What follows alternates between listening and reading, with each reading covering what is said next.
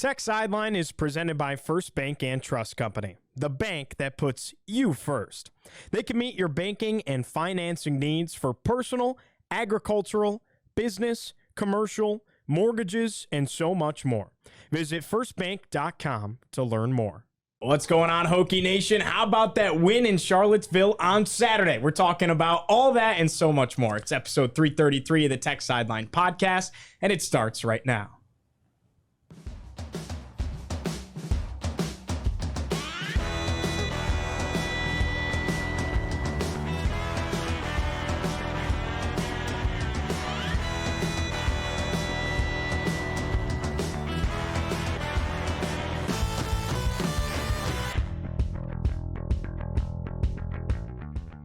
Welcome back in, Hokies fans. We record on Monday, November 27th, 2023, from our Tech Sideline studios at the Virginia Tech Corporate Research Center. Hey, if you're watching on YouTube, go ahead and leave us a like, comment, and subscribe. And do us a favor, refer the show to a friend as well. We got the pretty much usual football crew on set with a little bit of an exchange in the fourth chair. To my right, lead analyst and columnist, Mr. Chris Coleman. Across the way, our senior staff writer, Andy Bitter. In the fourth chair, our founder and general manager, Mr. Will Stewart. Again, David is on the road. He's got the gauntlet covering Hokies hoops. He's going to Orlando, then he's going to Auburn, then he's going Baton Rouge. He's got the SEC tour, so he's got a lot going on. But a good time to remind everybody that Tech Sideline is presented by First Bank and Trust Company. The Tech Sideline podcast is also brought to you by Alumni Hall. It's the place to gear up for Hokies games. Located in the First and Main Shopping Center in Blacksburg, they have been serving Hokie fans for 15 years. Get your Hokie holiday gifts at alumnihall.com. All right, gentlemen, initial thoughts. Big W on Saturday in Charlottesville. Chris? I'm looking at the box score here, and I see UVA had more first downs. They had a higher time of possession, and Virginia Tech had 9 penalties for 101 yards. Sucks to lose that way. Hopefully we can get the cut back next year, right? No, point being, sometimes you blitz somebody so bad early in the game, and you get out to a massive lead that some of these stats can get, a little bit out of whack. But Tech just dominated. I mean, they broke UVA mentally in that game, mentally and physically. Like I thought by the second or third touchdown, I even saw like some poor effort from UVA players on the Tucker Holloway touchdown, where one guy just didn't look like he was running hard to get to the play. The other didn't make much of an effort to get off a block down the field. UVA was very confused defensively early in the game. I thought they were completely outcoached, and I think that trickled down to the players mentally and physically checking out pretty early in that game. And that's what you want. If you make a team mentally check out, they'll check out physically soon thereafter, and that's what you got in this game. It was absolute domination early from Virginia Tech, and UVA just did not put up a fight in any way, shape, or form. I think you look at a rivalry game and you go, well, how's Brent Pry going to do in this rivalry game? So I was, throw the records out and all that stuff. They got this team ready to play. Sounds like Frank Beamer, Bud Foster, a bunch of other video testimonials from former players. They had this team ready to go from the start. The offense had a great plan. They executed it. They were running the ball. They were, attacking the outside with runs, then the middle, then play action off of that. UVA had no clue what it was doing to try to stop that. Defensively, this team was just frothing at the mouth to get after Anthony Colandrea. We'll talk about that probably in a bit here. I think this defensive line set the tone with just how they were on him nearly every single time he dropped back to pass. Somebody was on his back or hitting him, oftentimes late, but that still sent a message of sort of what this kind of game was. Special teams they made. It was just across the board. Virginia Tech looked like a team that was prepared to play for this game, and UVA looked like one that was not. And you get the result, 55 points, most scored in the rivalry's history. I was there for the 52-14 game in 2005. That was quite a blowout. I was there for the 52-10 game in 2016. That was quite a blowout. This one felt maybe even worse than that. It was 38-3 at one point. This game was just completely over, and that stadium was pretty empty to begin with, and it got even more empty in the second half. No doubt about it. 55-17, one more time, the final score. You take a look at some of the stats here. Kyron Drones, 10 for 22 through the air, 244 yards, 3 touchdowns. Pretty good day for KD1. He also had 50 yards rushing on the ground. I mean, what more could he ask for out of your redshirt sophomore quarterback? Yeah, I thought it was one of those games where he was established early. And they did that triple option to the left where he could have handed it off to the tailback. He even had the option to throw out to Daquan Wright, who was kind of like a slot guy. But then he ended up taking up the middle himself for a 23-yard gain. And that's the type of early play that I thought really got UVA on their heels. And then shortly thereafter, the whole offense blocks to the left. Drones rolls to the right and hits Gosnell for a touchdown. And it was kind of like the Syracuse game all over again, where if you go back and watch the film, you see UVA defenders running all over the place. Like they had no idea what they were looking at. And I think Virginia Tech has done a great job utilizing drones that way this year. And I think they've done a really good job of creating deception and things like that. Like, you're really, really disciplined defenses like NC State and Louisville did not fall for that type of stuff, but everybody else has. And, drones has been a big part of that. And the funny thing is, he'd probably tell you this himself. He didn't have his best day passing the football. He was overthrowing some things out there. 10 of 22. 10 of 22. So if you told me before the game the drones would go 10 of 22, I'd probably have said, man, probably didn't have a great day offensively, but 10 completions for 200 and 44 yards? 44. Is that what you said? Yeah, 244. That's a pretty incredible efficiency rate. Daquan Felton, 3 for 133. I mean, that guy just looked like a man among boys out there when he was running through the open field. I mean, UVA just couldn't catch him. They couldn't tackle him. It would have been 4 touchdowns too had the long pass to Jalen Lane. Sort of a phantom Yep. holding call on Cade Moore on that one. I mean, you're talking about a 300-yard day and four touchdowns if that one counts. That's quite a day. Guess what Tristan Raich's article is going to be about this week? That play? That phantom holding call? That hold, and then also about the late hits. Those are the 2 talking points, I guess. Yeah, that makes sense because it felt like it played a factor in the game. I got to bring you back to that play. How about the unbelievable speed by Jalen Lane? I mean, he kind of kicked it into another gear I guess we knew he had, but I was just kind of jaw to the floor. Even though it didn't end up counting, he showed a really extra gear there. Every time you see somebody make a play like that, even if they've done it before. I mean, he did it for Middle Tennessee against Miami. So you knew we could do it. He did it for Virginia Tech earlier this year against Wake Forest. He did it against Pitt, I think, as well. So you knew we could do it, but still, every time somebody does something like that, it still makes your jaw drop a little bit. I feel like when he caught it, he was kind of sandwiched between the two. The 2 defenders might have been even like a step ahead of him, and obviously he cleared them. So that was some extra level speed there. He would have been in good company because Gosnell ran away from the UVA defense, Felton ran away from the UVA defense, and Lane did on the play that didn't count. Bhayshul Tuten did. I mean, Bhayshul Tuten ran away from the special teams to the point where he's at the 30-yard line and he throws the arm up. Looking at the Jumbotron, gets a penalty for that. I'm sure he's like, no problem. We'll take that penalty. That was such a wide open type play. But then, to speak to Chris's point about I think UVA was just sort of broken spiritually in that game. I mean, they were a little demoralized there. That Tucker Holloway one. The reverse on the touchdown. Nobody touched him until he got to the goal line. Yes. Like Kyron Drones got out ahead of the play and looked back to block somebody, and he was just kind of bouncing. There was nobody. He was just staring at them because there was nobody to block. That sort of tells you that maybe the effort level was dropping at that point, and it was a demoralizing defeat. Do you think that Tuten got it for putting his hand in the air, or he also ran up into the hill? Like they're saying on Twitter, I think it was the hand in the air. The hand in the air. If you start celebrating before the goal line, they'll hit you with it. Because what he did in the end zone, it wasn't. He just ran by the fans. They pat him on the back. It wasn't like anything. Taunting. The trailing official who's right next to him, didn't throw the flag when he put it up. I don't know which official threw the flag, but I know that Eddie Royal, when he returned a punt for a touchdown against William and Mary in 2007, got to the 10-yard line and did the exact same thing to the north end zone and got flagged for it. I don't know if they've changed the rule. It's a point of emphasis now. I think if you're taunting before you get, or what they perceive as taunting before you get to the end zone, they will hit you with a flag on it. I believe the Eddie Royal touchdown actually got overturned because he committed that personal foul. I think the touchdown got taken off the board. Really? Yeah, I got to go look that up now. Yeah, Heaven forbid a college player is about to score a touchdown. that was the rule enjoy that- himself in the slightest bit. Like, my goodness. They're saying on Twitter, they were saying that Bill's call of that, the way, because Bill really, I almost like had to go back and watch it because I was like, wow, I didn't even remember him running up into the hill. And they're saying that Bill's call was like up there with his best, which is kind of cool. Like as far as being iconic, because he was like, Tuten through the end zone up into the hill. He's mobbed by the Hokies too, and it was cool. It was a very cool call.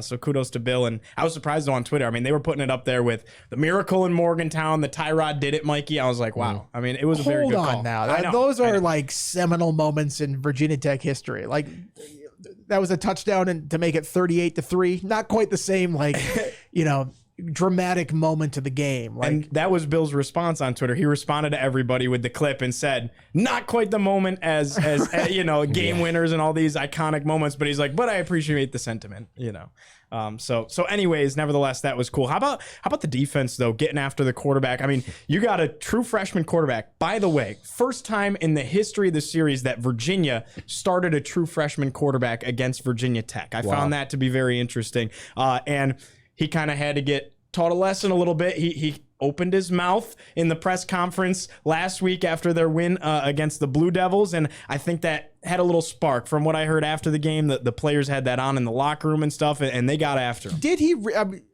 Look at the quote. It's a pretty benign quote. It's like, when we beat Virginia Tech, people will take notice of us. I'm like, if you're doing trash talk, that is about the most tepid trash talk. It just goes to show you that these athletes can use anything as motivation. Like, they're sitting there like Michael Jordan, and I took that personally. Like, they put it up on the video monitors in the locker room and stuff, and several players, offense and defense, after the game were telling us, it's like, he's talking about stuff. He's a freshman. He's never even played in this game. It's like, man, you took that personally.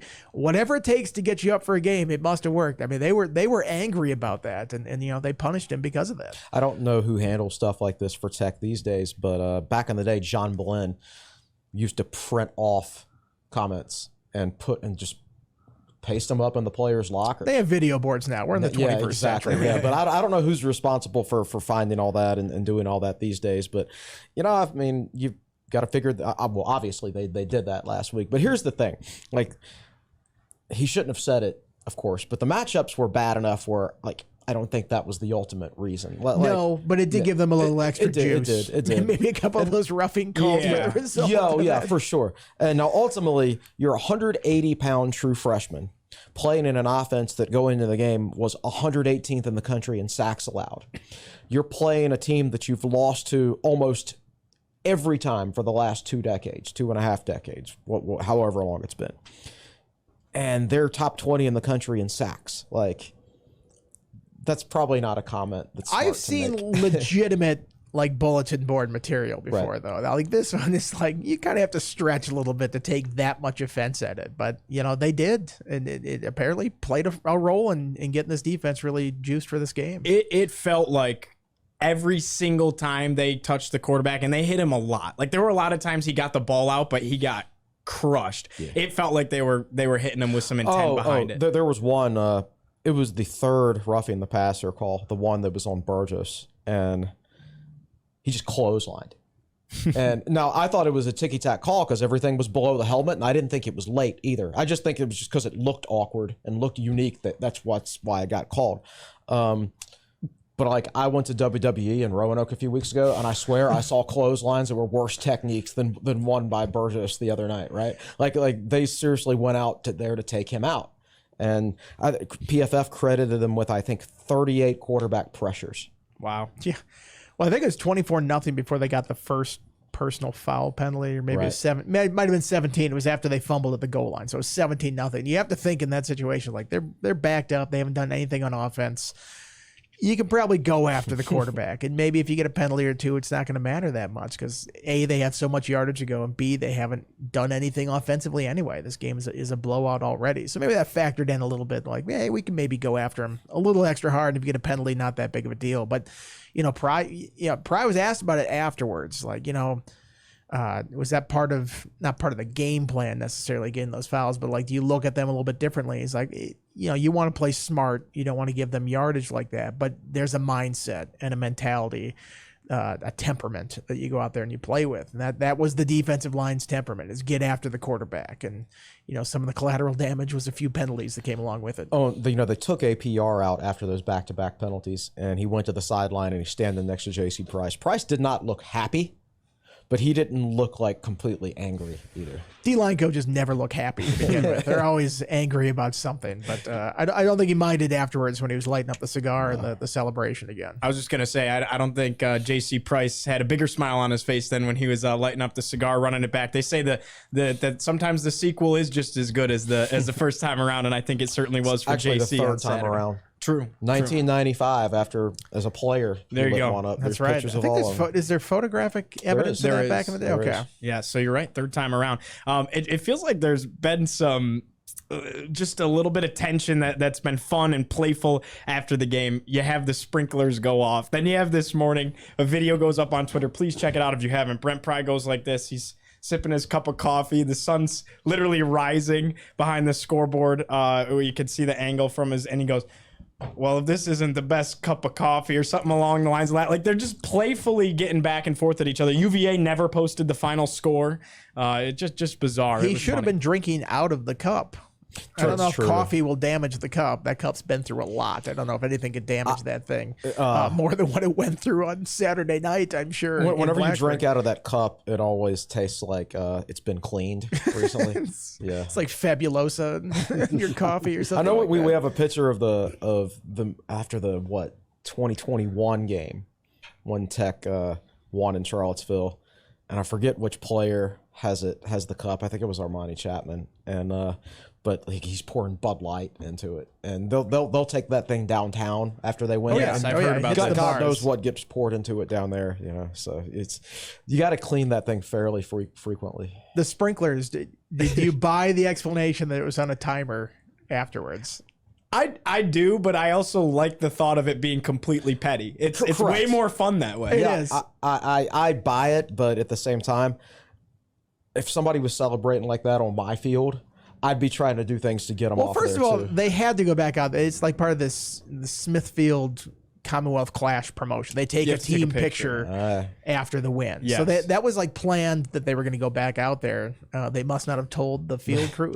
Like, here's the thing. If you're the field crew, I wouldn't be like, it was on a timer. I'd be like, yeah, I turned it on. You'd be more popular with your fan base. No You're doubt. like, yeah, I turned it on. What are you gonna say about it? Right. They got a little wet. Big deal. Move on. Like, don't celebrate in the midfield logo. So I don't know if it seems pretty convenient. Like, they went off at like 7:42 or so. It wasn't even like an 8 o'clock, like right on the dot. So I don't know if I buy the explanation I necessarily. thought he said it was like 40 minutes on the dot after the game ends was when the sprinkler, but I could be wrong. I like to think it was petty. That's just a lot more playful and fun, but nevertheless, you got an iconic photo out of it.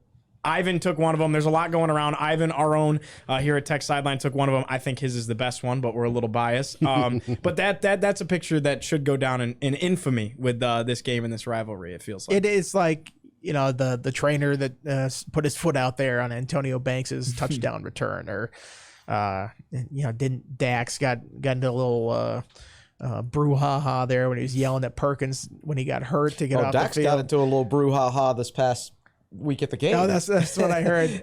I remember Perkins was hurt and like Dax was sort of like standing over him. And they're just like, they got mad at me for just telling Perkins to get off the field. I'm like, yeah, Dax, I'm sure that's all you told him was to get off the field. There's the one with Reggie Floyd standing over just looking down. Was that Floyd or was it Ashby? That was Floyd. Floyd, okay. Yep. Yeah. So then there was the old trash talk when UVA had something about breaking the stone or something like that, and I think it was the punter, the Australian punter, Oscar Bradburn is like, tell Perkins not to fumble the hammer or something like that after. So like, this is the kind of fun stuff of this rivalry, turning on the sprinklers on somebody, trash talk back and forth. Like, this is fun. This is what college football is all about. So if I was UVA, I just lean into it. It's like, yeah, we turn the sprinklers on. What are you going to do about it? I think probably besides that was my favorite game I've ever worked, I'd say. It just felt a little different. You had, obviously, like, nothing's better than November. It was colder than heck. They got the outdoor press box. I know a typer like you, Andy, doesn't necessarily love it. Will was saying your hands get cold in a situation like that. I managed. Yeah. I managed, folks. I played hurt. But calling the game in a coat, you got the earmuffs and the gloves. It's fun. Like it's a different vibe. My favorite part of the whole experience, besides the actual game itself, was after the game, or maybe later in the game. Some UVA guy on Twitter is like criticizing Tech's travel. He's like, only 42,000 people here today. I really thought Tech fans would show up better. And I'm like, you're really criticizing the visiting team fan base when you can't fill up your own stadium. I thought you guys were going to fill up this stadium. It's like, it's your stadium. You should be filling it up. There were other places like they have those LED lights in the stadium, which are pretty nice. And they didn't get to show them off until after they were down 31-3. They kicked that field goal to get within 31-3, and then the LED light show came on. It's like, maybe could have pocketed that one for another time. They are pretty sweet though. They're cool. If they ever get that for Lane, I think the fans would like it. But interesting time to break that out. Oh, fans are calling for LED lights in Lane. Everybody wants to see that. Will, what you got for us over there in the fourth chair? Man, I got a lot of stuff. First of all, let me correct myself. Eddie Royal's touchdown was not waved off. Okay. I don't know where I got that idea. All right. So apologize for that. A lot of my Monday Thoughts article today is going to focus on attendance in this game, and just the trends, specifically attendance at Scott Stadium and how it's dropped over the years. The announced attendance was 42,976, and that's the lowest attendance for this game in Scott Stadium since 1997, 44,200, and that was before UVA expanded their stadium. I think their capacity back then was 44 or 45,000. So I think it was a legit number too. Like there were sections in the upper deck that were almost completely empty there. Oh yeah. I would argue that it maybe wasn't even that many. I've watched a few UVA games in the last few years where the announced attendance was high 30s, low 40s, and there was nobody there. So why were tickets $70 on StubHub? I can't answer that. Somebody on Twitter said something about UVA holding back. They don't put them on sale to the general public because they would rather only have 42,000 people there than have cheap tickets that Virginia Tech fans buy. Is that it? Apparently they did not, and don't quote me on this, I'm just reading Twitter, but apparently they did not really open it up because they knew what would have happened. Right. The sprinkler guy apologized on Twitter, and Tech fans were like, dude, that's lame, man. It's okay just to own it. Exactly. Don't apologize for it. You'd be a legend. You'd be a legend to say you turned that on. Right. Yeah. And so Bill Roth tweeted out, he took, I think his picture may have been the first one to go out. We were all in the interview room underneath like the bowels of the stadium when Bill tweeted out because he was up in the press box. Bill's tweet has gone like ESPN clipped it, Sports Illustrated, like it's gone everywhere. Like I was sending it to Bill, I was like, you're like famous now. Like you kind of already were, but and that's what I'm about to get to. I just looked it up. That tweet has 4.2 million impressions. Wow. And Bill, in air quotes, only has something like let me see how many followers. 17,000 followers. So 4.2 million views off of 17,000 followers is pretty cool. Look at that Hall of Famer, Bill Roth. You finally made it. You've gone viral. So Shelton Moss tweeted out something yesterday that really got my attention. He said there are 8 Power 5 teams that have won 5 conference games by 17 plus points. Michigan, Ohio State, Oregon, Penn State, Florida State, Georgia, Missouri, and Virginia Tech. You get 5 and 3, every one of them by 17 plus. And oh, by the way, and this comes from Scott Glesner, if you add in the ODU win, which was by 19 points, every one of Virginia Tech's wins was by 17 points or more. And let's see, the stat is, they've all come by more than one score. The last season where Virginia Tech's wins all came by more than one score was 2001, when the lowest margin of victory is 14 points. In 1992, the Tech's lowest margin of victory is 19 points, but they also only had 2 wins. Right. Well, last year, they beat BC and Wofford by 17. Yeah. And then Liberty by 1. Yeah. So all but one of Brent Pry's wins at Virginia Tech have come by 17 or more. So like when he wins, he doesn't mess around. It's a blowout. This is one of those years where you would have liked to see him play like Miami or Duke or one of those truly middle tier Yeah. ACC teams. It's like you think they could have done well against that. Once they got up against those top three, though, they just really struggled to keep up in those. So it's a weird split. Where it's just so obviously they're great against the bad teams and they struggled against the really good teams. It's such a straightforward season, like you said. You wish you could almost like go back and like. It's like easy bets in hindsight. You lose to the teams you're supposed to lose to, and you beat up on the teams that you shouldn't. Well, hey, I went 10-2 on my predictions before the season. I tweeted it out. The second half was like, if you read those, it's like I was just like dictating what happened in the second half of the season. I'm pretty proud of that. It doesn't usually happen like that, so you got to take credit for it when it does happen. That's awesome. Somebody asked, is this you taking a bow or a blind squirrel finding it out? I'm like, it's a blind squirrel taking a bow. That's what it is. Very nice. So one last thing, and I can't remember what made me write down this note, but I wrote down 2005 fight in the stands. I'm pretty sure this was 2005. I was, I think Tech won that one 33-21 or something like that. I didn't go and look it up. I just remember I was in the stands and it was late at Scott Stadium, and it was apparent that Virginia Tech was going to win. And a guy came down the aisle at the end of our row. I was probably 5 people in the row. And a guy came down the aisle at the end of our row, UVA fan. And you could tell he was looking for a fight. And he got one from the guys in my row. And, I actually love that kind of stuff. Like I tell a story that Jeff Holland loves all the time, how I got in a fight in the parking lot after the '93 Independence Bowl. We were staying at this cheesy hotel, and we wound up in a parking lot with the quarterback for Indiana. His name was it was either Pacey or Ditto. His family was staying in the same hotel that me and my buddies were, and we all spilled out of the car after the game, and somebody said something wrong, and it turned into a parking lot brawl. And I love that kind of stuff, but it's just gone from the rivalry. It's gone. It's gone. Like you can't do that stuff anymore. The passion from the UVA fan base is gone. Yeah. I went to game. I used to be legitimately concerned about their program.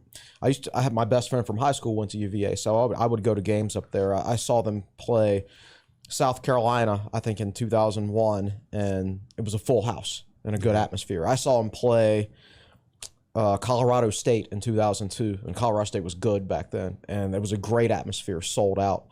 And at that point, they were starting to recruit well with Al Groh, and their fan base was really buying in and believing. And then they beat Tech in 2003, and they thought they had established control. They thought it was about to flip again. And then Tech won the ACC in 2004, and then hammered them in 2005. And it's just started to flip back. As soon as they thought they had gained the advantage, it flipped back, and then they just went downhill as a program.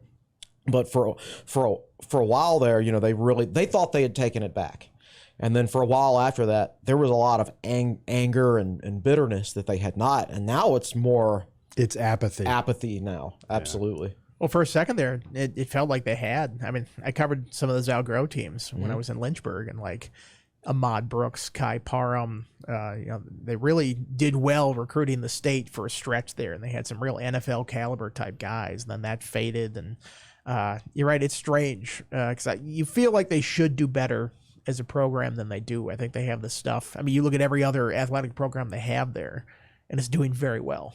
They're good in everything. They are good in everything. For some reason, the football piece, they've just never been able to find that out consistently. Maybe it comes down to just straight funding. They struggled to build this sort of football facility, get the funding for that. I think Bronco struggled with that, trying to get that for a while, because the stadium's great. I mean, it's a great atmosphere out there when they fill that place up. I've seen great crowds in there before, and they just, I don't know, something just not clicking with this football program. Stadium great? Do we agree with that? Stadium that place, you guys like it? When that place, especially like when it's warm out, it's a little more pleasant to be there. The outdoor press box, I've seen good crowds there. They fill that hill up. That's a really cool thing there too. I think it can be a very good atmosphere. It just usually never is for the Virginia Tech games because the Hokies always win. Yeah, and it's cold at that point for the outdoor. I will say the outdoor press box was Probably my favorite press box. Wasn't the fanciest, nice. We've seen some really fancy brand new ones. Like Duke just built a brand new one that's really nice, and but it was really just cool, like old timey. They had the heaters over your head, and it also, because it's not a huge stadium, you feel like you're like right there. The angle is very good. Yes. It's like Syracuse. Yes. It's not quite as low as Syracuse, but it's a pretty good. And angle. I've watched games from the Hill before, and I'm all about unique environments in college football. That's what I like, is about the uniqueness of each stadium and things like that. And that's a unique environment up there with the Hill. That was the one part of the stadium that was filled. Oh, it was chock full. Was the Hill, and I've watched a game from there before, and it is entertaining. To it's like.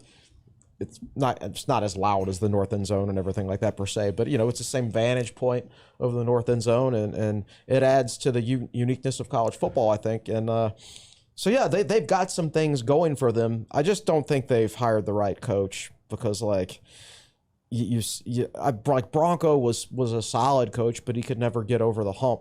But you look around and like, even with the funding issues that they've had, like, they shouldn't be a worse program than Wake Forest. They shouldn't be a worse program than Duke, right? I mean, Bronco took him to an Orange Bowl. He did. He won a division title. That is the mountaintop for right now they were for UVA. 6-6. But it was a huge rebuild. Mm-hmm. It was a pretty much straight line up for a while there. Right. Those first 4 years to get to the Orange Bowl, and then it's like, okay, how can you sustain that? That's a really tough thing to sustain. And obviously, getting to the ACC title game by winning the lesser division. I mean, we all know what the Coastal Division was for the longest time there for all those teams that got there. So, I think Bronco did a very good job. He understood what UVA was, the kind of player that you get there. You're not going to get a bunch of flashy players and turn it around immediately. It's going to have to sort of be a slow build, and that's exactly what he did. Now, can you duplicate that? Can somebody else come in and have the same plan? Maybe, but it's going to take a while. And, jury's out on Tony Elliott right now. I know a lot of UVA fans probably aren't happy with the on-field product necessarily.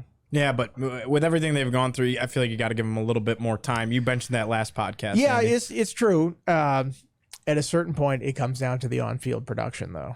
Mm-hmm. All the off-field stuff, yes, like what we talked about, steady rock for the program, just what they needed. But it boils down to football eventually, and how many wins and losses you have. And it's unfortunate that's the way it is, but that's how these coaching hires are all judged. Yeah, and they were just not prepared to play that football game. It didn't look like they got totally outclassed as a coaching staff, and then they got totally bullied by the Virginia Tech players. So they in no condition to play that game mentally or physically. And so, yeah, I mean, if I was a UVA fan, I would not be happy about that performance at all. For a team that had been pretty scrappy in the second half of the season. I mean, they got off to that horrible start. They did go 3-3 in the second half of the season there. Beat UVA, competitive against Louisville, competitive against Miami, beat Duke at home. Really, the Georgia Tech game at home was the only non-competitive game I think they had in the second half of the season, if I'm remembering there. I might be missing one in there, but to come out and play like that against your rival, who is also 5-6, or not also 5-6, but 5-6, and you could have kept them from going to a bowl game, to come out and play like that. That's got to be a pretty big disappointment. Well, as always, Tech Sideline is presented by First Bank and Trust Company. As our presenting sponsor, First Bank and Trust Company's support has been invaluable to TSL, helping us to bring you all the great content across all of our platforms. Who you choose to bank with can make all the difference. Bank with First Bank and Trust Company. Visit firstbank.com to learn more. All right, let's go ahead and dig into our buy or sell results, guys. I am stoked for this one. You've been talking about this for like the last hour. I can't wait to hear what you have to reveal. It gets juicy here. It gets right. I mean, we could not have had a better photo finish to the regular season. It really is exciting stuff here. So we'll start. We're gonna go one by one and then reveal. How do we want to do it? Do you want to hear what the final record was? Dealer's choice here. Hit us with it. All right, I'm gonna tell you. We're gonna go question by. We're gonna go through the questions first, and then reveal at the end. Kyron Drones 3 or more touchdowns. You both bought it. It happened. He had 3 on the dot. Bhayshul Tuten anytime touchdowns. You both bought it, and he had 2 of them. So there you go. Would the special teams one have counted though? It's an anytime touchdown. I know, but I think when they pay off those bets, if it's a special team, it goes like to a special team score, not necessarily to the individual guy. Well, it still hit. Okay. Because it matter. was an He scored a anytime rushing touchdown. touchdown, too. Virginia Tech, 46% or better on third down. You both sold it, and you were right. They went 40% on third down, which is surprising in a win like that. They actually weren't very good on third down. Very incredible that they weren't a little bit better on third down. They didn't get to a lot of third downs, first of all. And then these they long went for it on touchdowns. fourth twice and got them both. Yeah. Yep. Bhayshul, Tuten, 13 or more carries. You said they were going to have to, especially after just 2 against NC State, 2 touches altogether. He did have more than 13 carries. Matter of fact, he had 16 carries. It actually got to the point this game where he was still carrying the ball when they were up by like 30 or 40. And I'm like, okay, now take him out. Yeah, probably take him out now. Anthony Colandrea plays the entire game. You both bought it. He did not play the entire game. They ended up being down so bad that they put in Jared Raymond on the final and he drive threw or one 2. pass. All right, I feel like this should be like what the advanced stats do. Like garbage time doesn't count. Yeah. Yeah, That's fair. I was actually contemplating that as I was putting this together. I was like, it just feels so unfair, but he didn't. But it doesn't really change anything because you both either would have had it right or both had it wrong. So that's true. Malik Washington, I guess it could have messed with the percentages. But Malik Washington, 8 or more catches. Chris sold it. Andy bought it. This was a crucial question. That's a big one. He had 14. Didn't seem like it. It really did. He never scored a touchdown. but he First had a lot. half, he had 5 for 26. Okay. They did a good job shadowing him, not letting him get any big plays. He finally caught a big pass, I think, in the third quarter. It was like a 31-yarder. They were down 31-0 at that point. Like when the game mattered, he was not a factor in that. Then they put up those numbers at the end and got some passing stats for the cover. But no, he really was not a factor when the game mattered. I do remember when he like caught his 14th because the announcers said that's his 14th catch. He's had a big day, and I'm like, when were his previous 13? It was the quietest 14 catch day you could, like if you could ever say that. But like, what a season! I mean, quite a player, but. Yeah, it was a very quiet 14 catch 100-yard day. Yeah, no doubt. 115 yards to be exact for Malik Washington. Malik Washington touchdown. You both bought it. It never ended up happening. They did have that other guy, Malachi Fields, who's pretty good. That's their big-bodied receiver. He was the 6'4" guy. I noticed him more than Washington. 6 catches, 89 yards. 2 Well, he was touchdowns. in the end zone twice. Yeah. That's probably why. That helps. No doubt. Virginia Tech, 50% or better in the red zone on touchdown to field goal. You guys both thought they would be. They actually weren't. They went 2 for 3 in the red zone, but you had a field goal, a fumble, and a touchdown. Well, all their touchdowns were 50 yards. So big plays. Not going to get in the red zone that way. So, God, only got to the red zone 3 times. Had fewer first downs in UVA, lost a time of possession battle, and had over 100 yards in penalties. And weren't good on third down. Weren't good on third down. Clearly lost this football game. Yeah. Virginia Tech forces a turnover. You both bought it. You had that Mansour Delane interception. That was a nice pick, his first of the year. Yeah, it was a nice. He played the ball, and it was a little high, and he went up to get it, and had a nice return afterwards. And one went through his hands earlier in the game, too, and he was really upset with himself. There were opportunities to pick off passes. Let's put it that way. Yes. Virginia forces a turnover. Chris sold it. Andy bought it. Oh, another one. And there you go. Dang it. And that was on the 2-yard line. Yep, that was the fumble, the Kyron Drones fumble. Quan Felton, anytime touchdown. He had a pair of them. You guys both bought it. So that was a plus for both of you. Virginia Tech, 2 or more sacks. Hokies had 6. You guys both bought it. So there you go. And we're going to get into more sack conversation in a second here. Kyron Drones, 60 or more rushing yards. It did not hit. He had 50 rushing yards. You guys both got it wrong. He had 50 at the half. They only didn't have to run more because they were up so much. He could have had 150 yards if Virginia Tech had chosen for him to have 7.1 yards a carry. So he was doing pretty well. Vegas don't care. Virginia Tech, 220 or more passing yards, and it hit. They had 248. You guys both sold it. So I guess you did not expect that big day through the air for the Hokies. By the way, worth noting, Grant Wells did go 1 for 1 for 4 yards. So why is that worth noting? Because they had 248 yards. Kyron had 244. I think if I remember our logic correct is we didn't think they'd have to throw that much. Right. And honestly, they didn't, but they still did. Yeah. Malachi Thomas, this line is crazy here. Malachi Thomas, 30 or more rushing yards. You guys both bought it.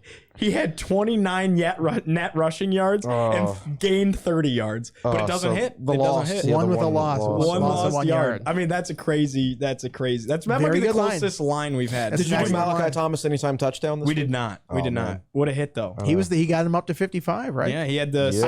I got down on the field just in time to record that from the field level. There you go. I did see that.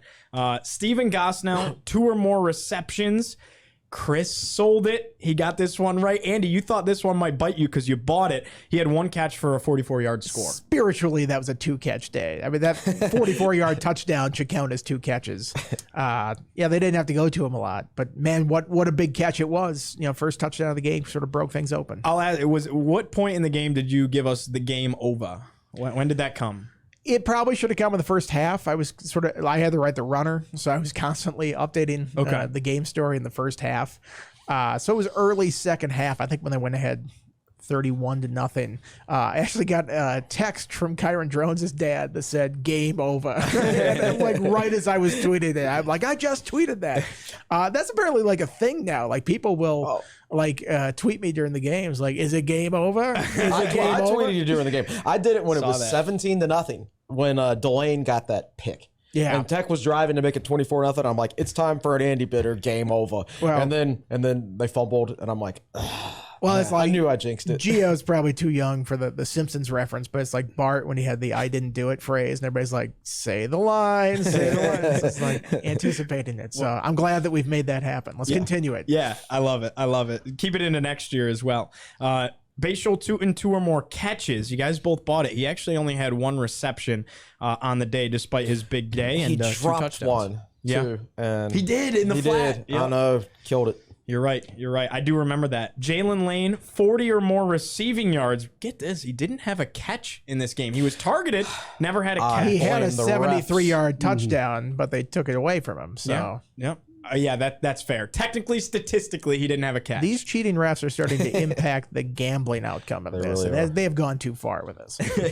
Virginia, 250 or more passing yards. So this is where I messed up. Remember how in the show, so this doesn't count. This didn't count at all. Remember in the show how I said, oops, guys, I messed up. I already asked you Virginia Tech's passing yards. I meant to ask you Virginia's again, and just reading Virginia twice. So this question didn't count, but the interesting thing is they had 243, so it was close to the line.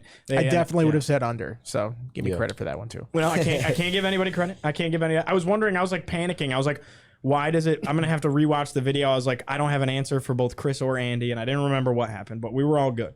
Daquan Wright, 2 or more catches. Chris sold it. Andy bought it. This is another big one. Oh, that's clutch. These are like swing states in an election. 3 catches for 64 yards. Colandrea, 2 or more total touchdowns. You both bought it. He had 2 on the dot. So that one hit.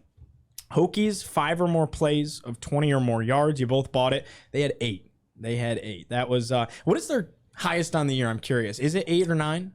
That's good. That might be That it. might be it. I would think so. Either that or the Wake Syracuse Forest game maybe. or Syracuse, Yeah, maybe? but I would think it would be that one. We had David. He'd have that in a hurry. Xavier Turner Bradshaw, 2 or more touches. Again, I had to put it in here. It's catches or carries. Chris bought it. Andy sold it. He had no touches. Remember, he did have that. Oh, he had pitch to Tucker decoy. He Holloway. had decoy touches. Yes, I, but he- actually. So let me take this time to credit the staff. All right, so they installed the end around against NC State, and then which went for a touchdown, of course, and then they used that play to do the reverse to Holloway. So they put it in their minds, and they're like, actually, we're going to go the other way. We're actually going to go in the Worked opposite. to perfection. Yep, I mean, sure nobody did. was close to him. Yeah. Yep. Yeah, that's a really good point. So, yeah, he touched the rock, but does not go down as a touch. So this was another big one because Andy got it right. He sold it, and Chris had bought it. Over-under, 51.5. You guys both said the over. You were right. They were 72 total points in a 55-17 final score. APR, 10th sack. You guys both bought it. Dude, he's stuck at 9.5.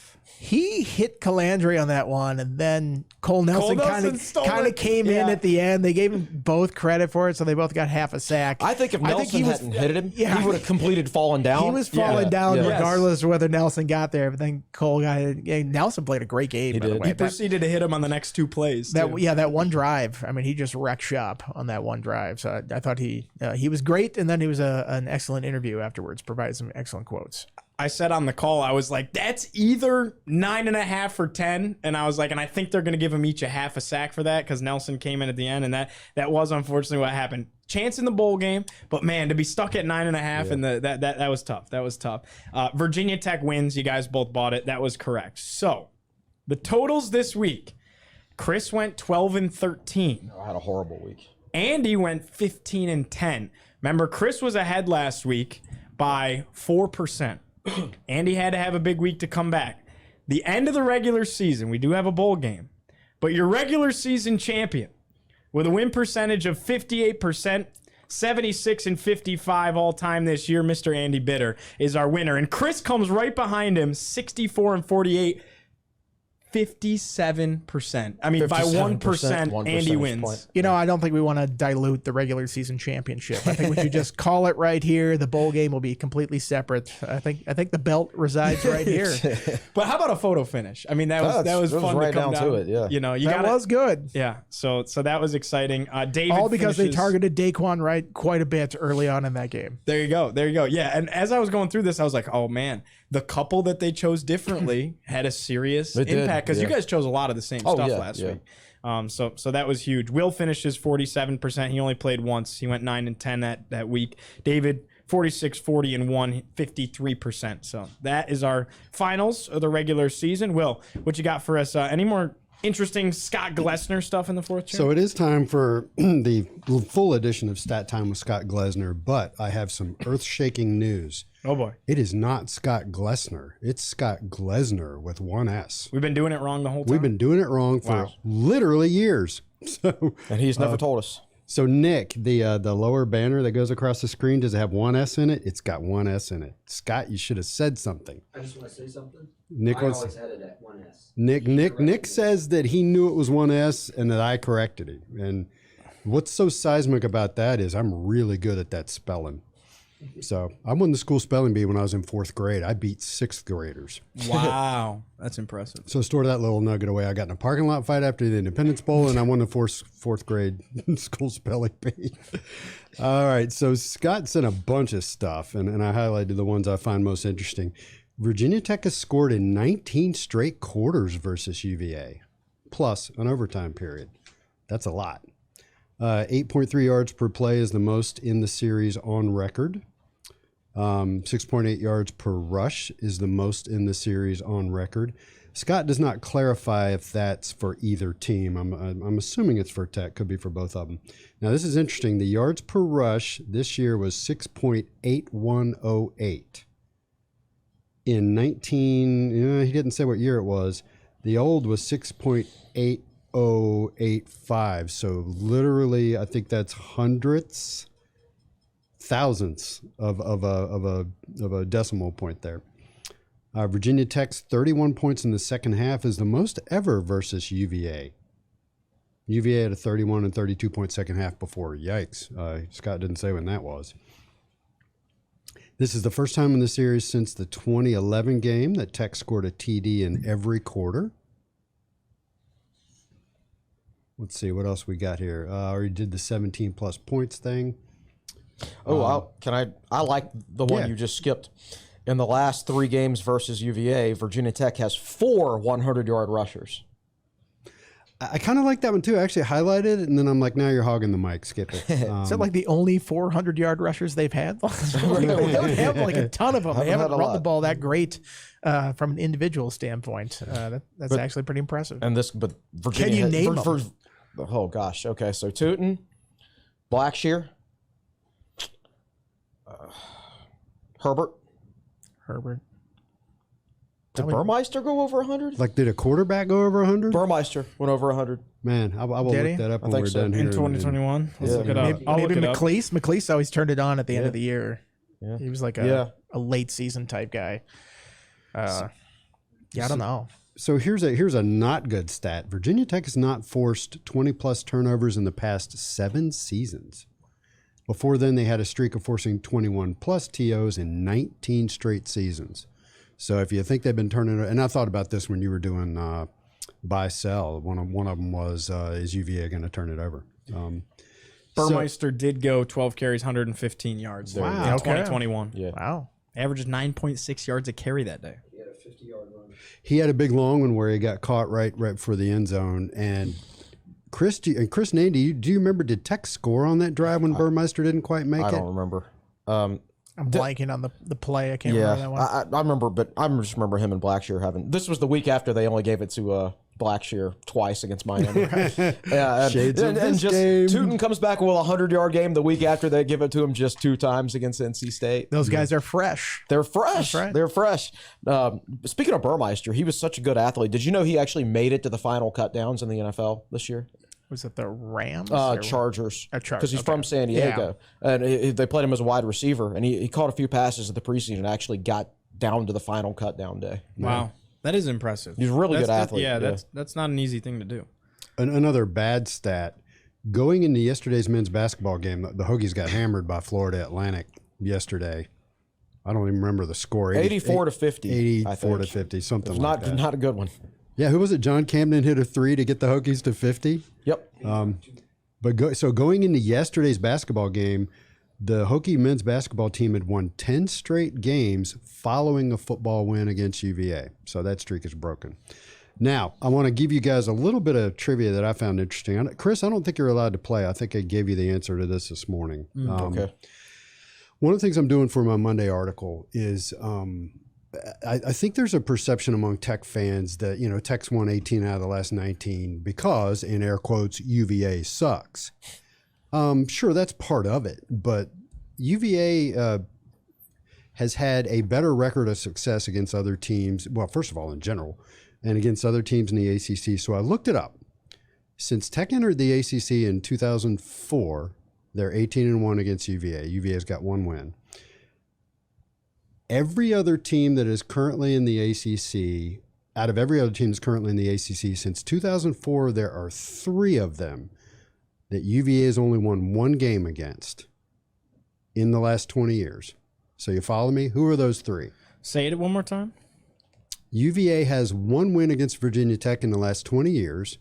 There are 3 other ACC teams where they only have 1 win in the last 20 years. Okay. UVA does over these teams. All right, I'm going to say Syracuse is 1 because they've only played twice, and Syracuse 2 or 3 times, and Syracuse has won at least 1 or 2. But I've witnessed one of the UVA wins against Syracuse. it was the Up at triple Dome. overtime. Or no, I was at the triple overtime. It was Dungy's freshman year in Scott Stadium. I know Syracuse lost that one. I'm going to guess Syracuse because they haven't been in the conference as long. It's not Syracuse. I know they've beaten them twice. Okay. Because I was there for when they won up in the Dome one time. They are 3-3 against Syracuse, so they've won 3 games against them. I don't think it's Florida State because I witnessed them beat Florida State once. I know Mike London went down there. And I was beat Florida at the State. 2005 UVA Florida State game when UVA won.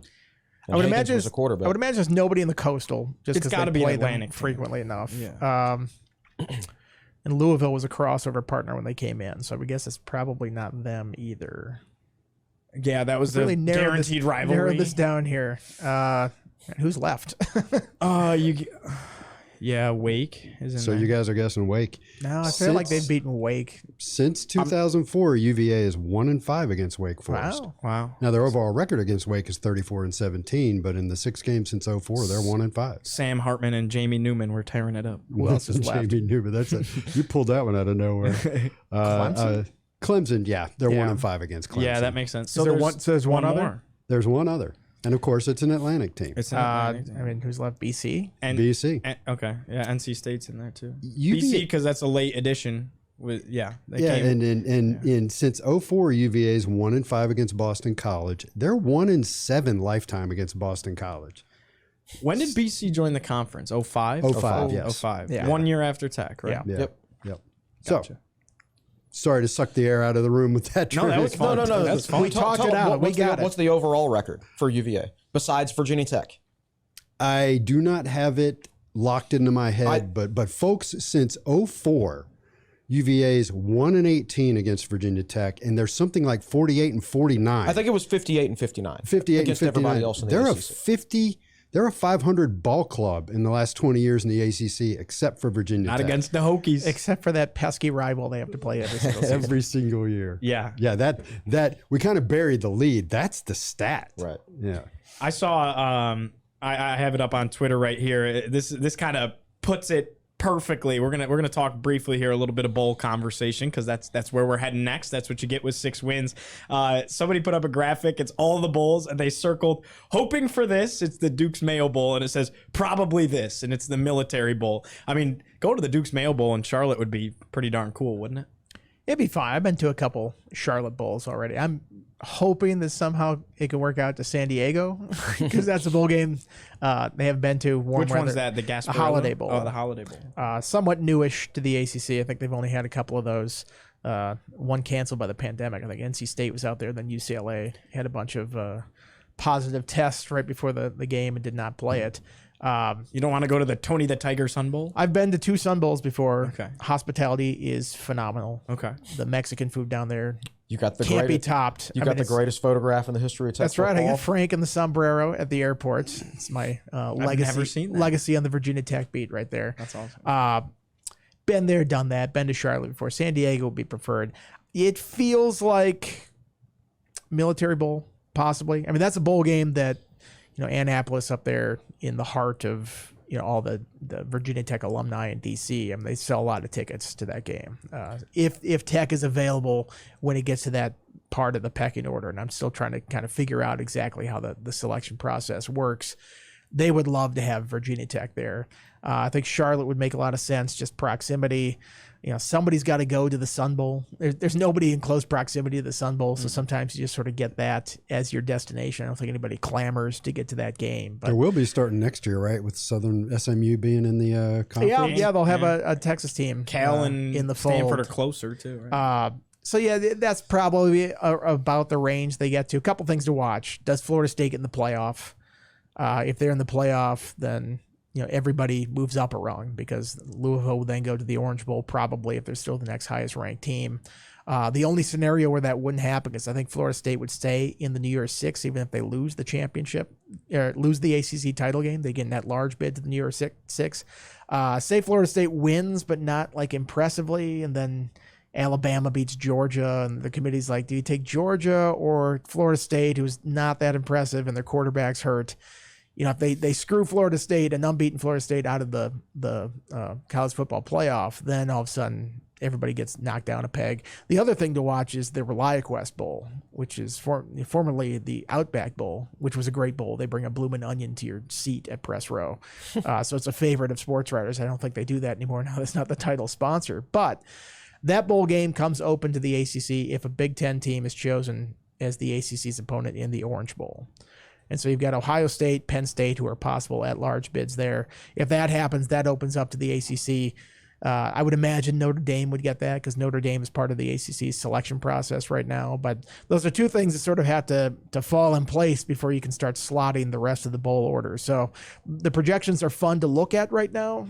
I don't know how much they mean necessarily until you know exactly how many of those teams at the top, where they're going and how many bowls are available. I want to go to the Fenway Bowl. That would be fun.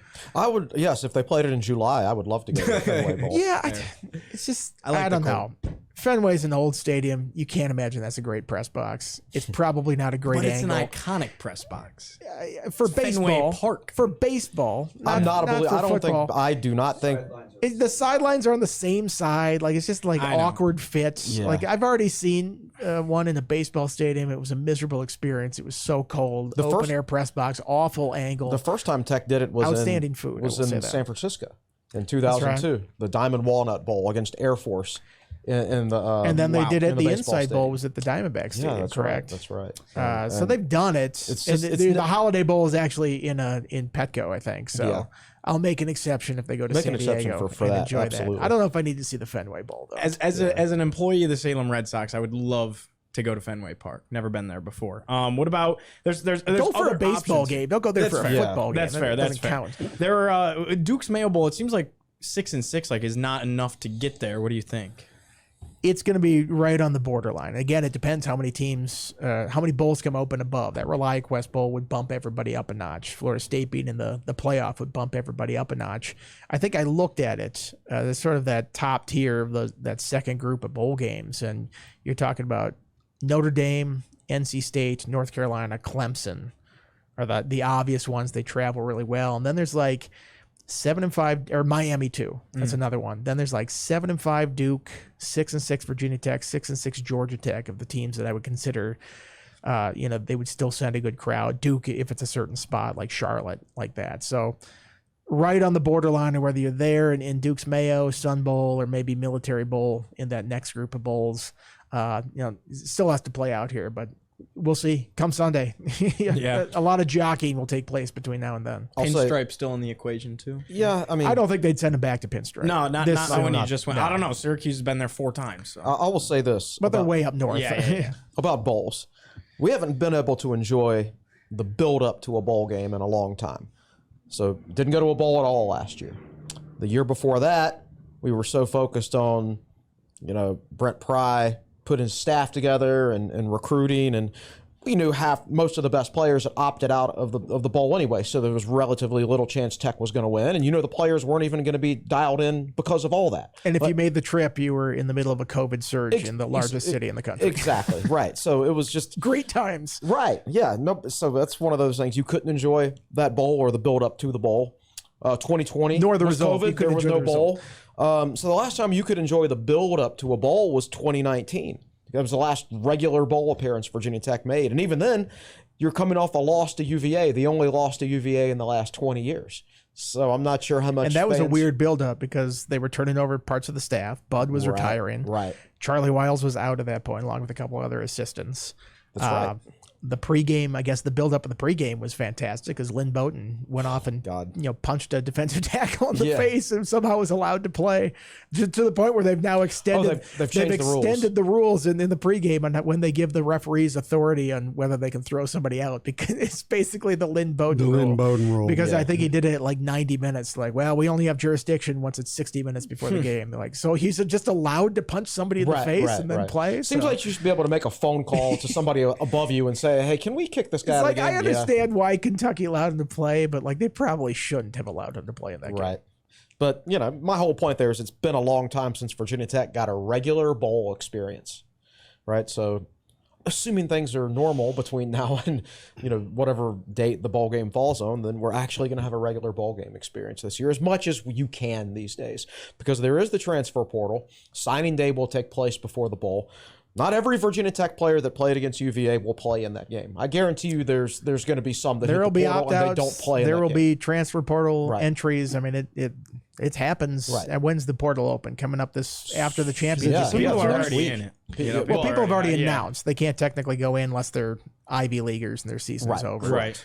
But it'll happen. Yeah, Virginia Tech has offered a couple of Ivy Leaguers. I've already started to compile my list. You'll get some opt-outs of guys that are considering the NFL. I think I look back at that.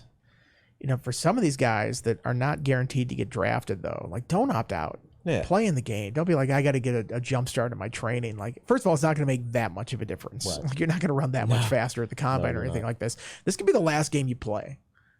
I mean, honestly, it could be the last game you play. I think I look back at somebody like, Trey Turner, and he opted out of that bowl game. I think if he had to do it over again, he probably would have played in that because it didn't help him too much in the draft process. He didn't stick on with the team in the NFL. He didn't get his degree. Yeah, I mean, it's just you lose that opportunity to suit up one last time, and maybe it wouldn't have been an enjoyable experience because the game was such a blowout in that thing. But you only get so many opportunities to play. I sound like a football coach making the pitch to the team. I've heard Bud make this exact speech to the media about what he tells the team about suiting up and not opting out of these games. But I think that's a lesson. If you look back, a lot of these guys should be like, yeah, it'd be fun to play in this game. Yeah, for sure. All right, let's go ahead and flip the script briefly here and talk about hoops this past weekend. We can bring Will into the conversation if he'd like to join. But Chris, there was some very, very good. The women's team obviously did their thing and showed that they can be gritty in the Cayman Islands. And then the men's side, you had two good wins against Boise State and Iowa State. Iowa State currently sits as a quad one win with the net rankings, but then kind of dropped a dud yesterday. Really struggled to shoot from beyond the arc in particular. Yeah, that was a very odd lack of shooting for Virginia Tech. David actually wrote an article from Orlando that we published just before the podcast started today that he went over like the top 9 or 10 worst shooting games of the Mike Young era. Basically, it happens to Tech about twice a year. What happened to them yesterday, where they shoot 33% or something like that. So it's a rarity.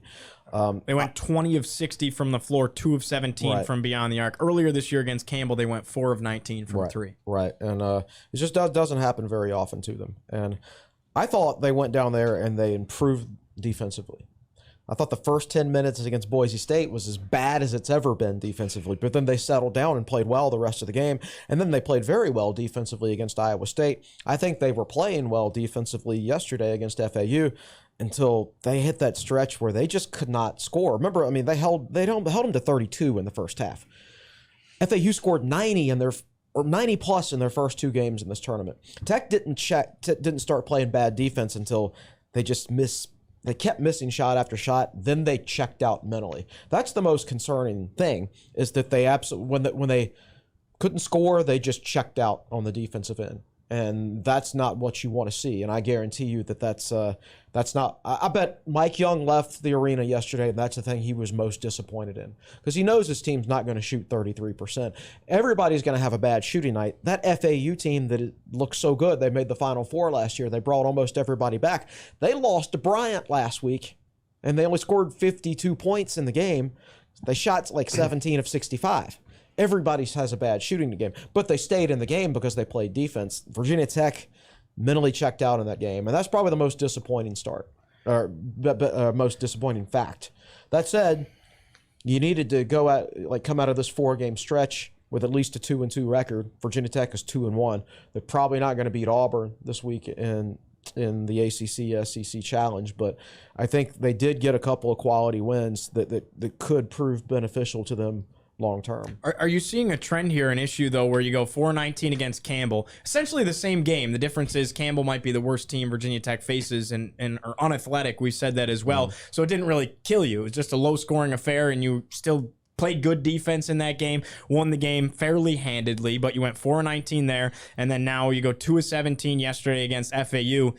Is this team just not very good at shooting from beyond the arc when we said that was what they could do? No, but the previous 2 games in Orlando, they shot over 40% beyond the arc. They were lights out, so I just you can't get caught up in one result of one basketball game and say, oh my gosh, the sky is falling, because you're going to play over 30 of them. Like I said, it happens to Mike Young's teams historically about twice a year.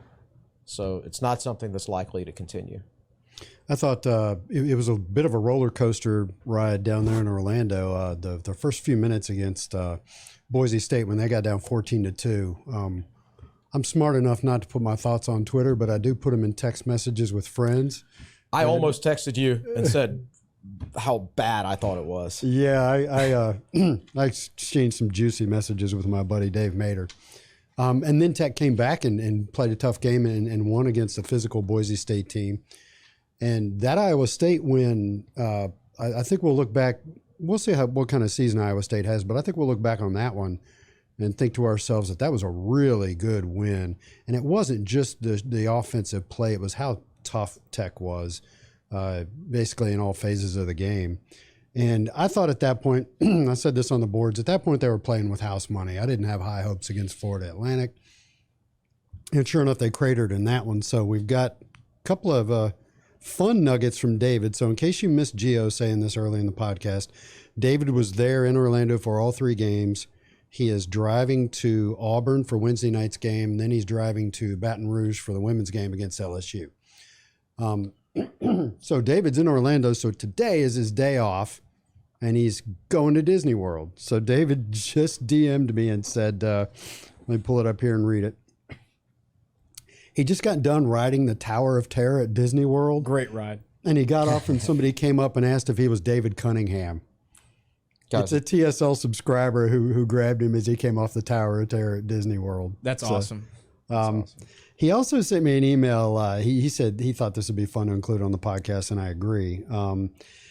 So at the basketball tournament in Orlando, they brought out a bunch of kids for promotional opportunities during halftime and media timeouts.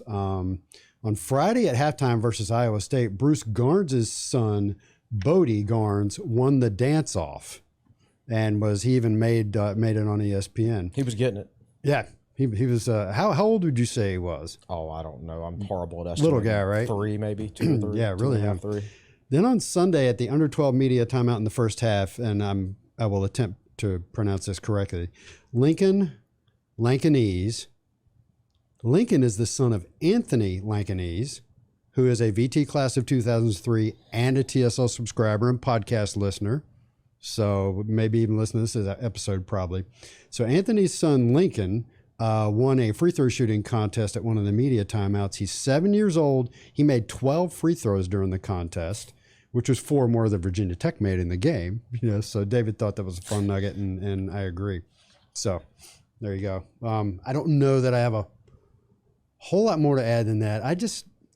I think, Virginia Tech, they're a pretty simple team. If they shoot well, they're going to win some games. If they don't shoot well, they're a better defensive team. They were down in Orlando than I expected, but they're not a team that's probably going to dominate you on the boards or anything like that. Another random comment is this is the first time we saw Lynn Kidd get double teamed was Iowa State and FAU. Yeah. And he doesn't pass it well out of there. Not as well as like a Luma or a Mutz, so up until those 2 games, he had not been double teamed, but he's having such a great. There's a nuts stats. Apparently, he missed his first 3 free throws of the year, and then made 27 of his next 28. Yeah, and this is a guy who shot 59% last year, but he's so good offensively in the post that teams are going to start to double him, and how well he passes out of the post is going to be I don't want to be melodramatic, but it's going to be a big factor for the season, I think. And his players around him have to help him. They have to run to the ball. Yeah. He had a turnover, and I forget whether it was yesterday or against Iowa State, where he got double teamed and he was thrown out on the wing to a guard, and the guard was sort of just standing there far away and was not coming back to the ball. Like nobody was running to help him while he was getting trapped in the corner. So the movement has to be there around him. I don't think Tech. I think they've made improvements defensively, but I don't think they've hit their stride offensively. And I don't just mean from a shooting standpoint. Okay. I mean the ball movement on offense, the player movement itself, I don't think has been as good as it has been in the past against better teams. So they've got to make some improvements there. We all know that basketball is a long season and teams change from the start to the finish. Earlier this year, I was really concerned about Tech defensively. I'm less concerned about them defensively now, and but I know the offense is going to be there at some point. But this will be a different team in March than it is right now. Just what kind of different are we talking about? Like they're going to need. I think MJ Collins provided some really important defense against Iowa State. He had some energy plays in that game that were outstanding. That shows you why he's still on the court. Right. But at the same time, he's going to have to make a shot at some point. Nicely put. 2 points yesterday. I mean, he really is struggling offensively. Right. So when you double in Kidd, and you're like, okay, he's got to kick it out to the open man. Well, MJ Collins is going to be the open man. If I'm the opposing coach, yes, he's going to be the open man, right? So you've got to. Another guard's got to step up, whether it's MJ Collins or somebody else, preferably Collins. Yeah, and I don't think he doesn't need. He doesn't need to be a great offensive player. He just needs to be an average one because he's good enough everywhere else. We saw him get better offensively towards the. I mean, remember the last 10 minutes against Duke? We've seen flashes. Yeah, I think he's in his own head at this point. You missed that many shots in a row. Yeah, well, he's not Dorian Finney-Smith level yet. Yeah, I don't know how many he's missed in a row, but the 2 he made yesterday, or the last couple he made, have been like a dunk and a layup. When's the last time he made a jump shot? It's been a while, right? So it's been a long time. So he's in his own head now as far as that goes. He needs to get a couple of those to drop, and hopefully that opens things up. But you hope he's okay, too. He got a little banged up there yesterday. He did. And that's the last thing Tech needs is guard injuries because – you've already lost. Well, you lost Rice before the season even started, so you can't afford to go down another man there. Did you see Couture being right there with him? Yeah. I mean, that was pretty cool. Yeah, it was leadership presence there. I think one more thing to watch is I still think there are times where Sean Padula tries to do too much. Yes, dribbles too much, goes into traffic too much. And then he'll hit this logo 3, and you're like, all right, I mean, I can't be that man. People used to complain about Justin Mutz turning the ball over all the time, and I used to tell them, you know what? That's what you get. He'll make a great play. He'll make a great pass. He'll turn it over. And, frankly, Mike Young agrees that there are times where Padula tries to do too much. He talked about it in the postgame of one of these games. And there was a moment in yesterday's game where Padula did something that Mike Young didn't like, and they talked about it on the broadcast. He pulled him out of the game, put in Rex Steiner, and took Sean Padula and sat him down and talked to him. Meanwhile, Rex Steiner's out here turning it over or something like that. And Mike Young is not looking that way because he wants to talk to Sean Padula.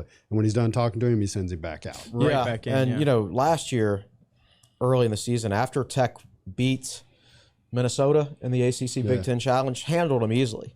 And Tech's unbeaten at that point, I think, and is considered a good team, or maybe they lost one game. I don't remember. But were we ranked at one point last year? I think so. They started out 11-1 or something like that. And Mike Young said after the game, because I got to my car fast enough to listen to his radio interview. I don't know what he said to the media, but I know what he said on the radio. And he was talking to Mike Burnham. He said, Mike, we're playing street ball. I don't like that in July, much less after the season starts. And mainly he was talking about Padula. And how Padula plays offensively. And I think he's made improvements there this year. And I said it after the first few games. I think he kind of got back to his old ways a little bit in Orlando. And sometimes that's great, and sometimes it's not. And it's all about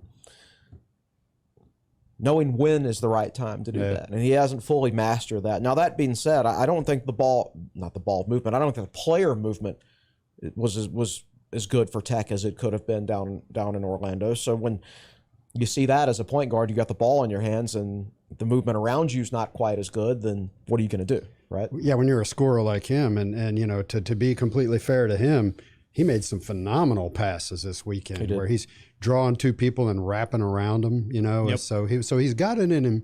He's early in his junior year, Hopefully he'll be here the rest of this year and next year. So, some guys, at some point it'll click and he'll find that perfect balance. But Chris is right. A lot of it depends upon the teammates as well. And look, he basically, you could argue he won 2 basketball games. I know, with those shots, yes. At the end of the shot clock, I mean, they were just clutch shots that went down. We've seen the end of games where they pass it around, nobody wants to shoot it. Right. That's just as bad. Yeah. But so to have a guy that wants to take it and can make it, it's pretty phenomenal. Worth noting, I've been hanging on to this one for a minute. Just to piggyback off of Will's point that Lynn Kidd's been so good. Yesterday against FAU was the first time this season he didn't score in double figures. He had 9 points. Up to that point, he'd been in double figures every single day. He still had 9 and 7. Yeah, he had 9 and 7 yesterday. I was hoping for that to be his average for this year. Well, the team had 50. It turns out it's his worst game, right? Yeah, Right. so that's huge. Yeah, I'll go back to David brought up a good point that I almost had forgotten about Aluma. But besides Aluma and Couture, you could say that Lynn Kidd is the best development product out of Mike Young. Yeah, I would say so. And it generally takes a little bit longer to develop big men. And especially since I believe he graduated high school early and enrolled at Clemson early. Yeah, he did. He was That's behind right. the eight That's ball right. kind of from the beginning. And that year was the COVID year too, when you didn't get as much hands-on development with your coaching staff. So it's taken him a while. Hopefully he uses that COVID year next year, and because he could still expand his game further, I think. Somebody had put a graphic up that was Time Magazine, and then it said Time. It was a picture of Lynn Kidd, and then it said Lynn Sanity, like basically saying it's time for us to start using that phrase. And David Cunningham retweeted it and said, I think they might be onto something there. So we'll leave it there. It was a fun one for episode 333 of the Tech Sideline podcast. Not sure what our plans are for this upcoming Thursday yet, but definitely be stay tuned for that. We'll put it out on Twitter or something to make everybody aware. But for now, for Nick Brown, for Will Stewart, for Andy Bitter, for Chris Coleman, I'm Giovanni Heater, and we'll see you next time on the TSL podcast.